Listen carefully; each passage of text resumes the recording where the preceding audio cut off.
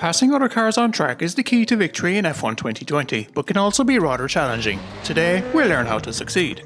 Hey everyone, hope you're all doing well today. My name is PJ and today we'll be learning how to overtake in F1 2020. I'll be showing you some of the common strategies you can use to pass other cars, and point out the things you need to know to avoid crashes. If you like this video and want to get better at racing games, I have several guides available. You can subscribe to check them out, but for now, let's get started. The most important thing to consider when racing against other cars is the amount of space they take up on a track, specifically how wide they are.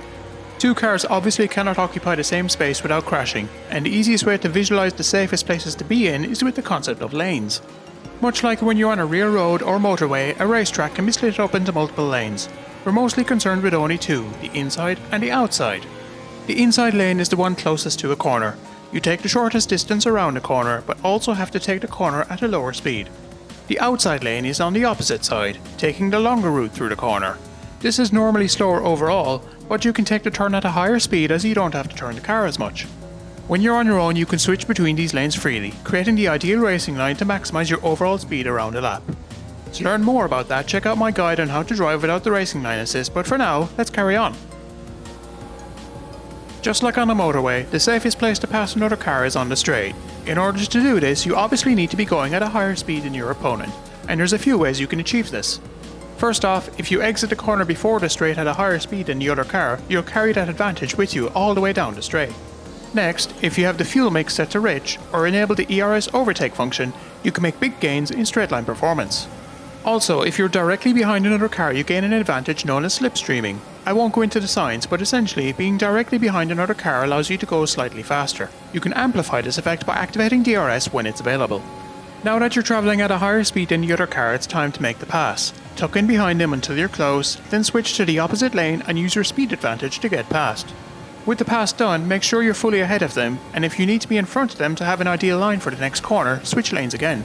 Keep an eye on your proximity arrows if you have them enabled, and avoid switching lanes when it's red or you'll have an almighty accident. Naturally, not all passes are as easy as sailing by on the straight, and sometimes you have to get the elbows out and do it in the corners. The best way to pass through a corner is to outbrake your opponent and take the inside line.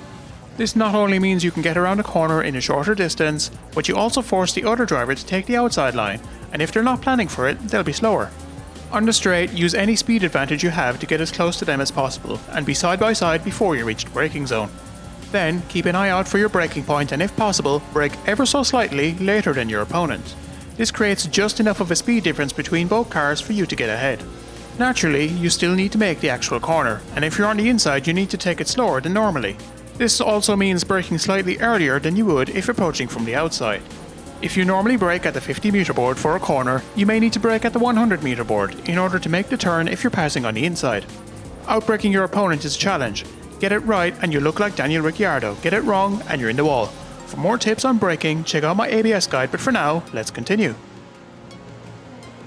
If your opponent knows how to defend well and is holding the inside line, you'll have to do your best Alex Albon impression and go around the outside instead. This is risky and not always an option, but worth trying out. This tactic will only work if your opponent is sticking to the inside line. If they're taking a natural line, you're better off with an inside pass, or not attempting an overtake at all.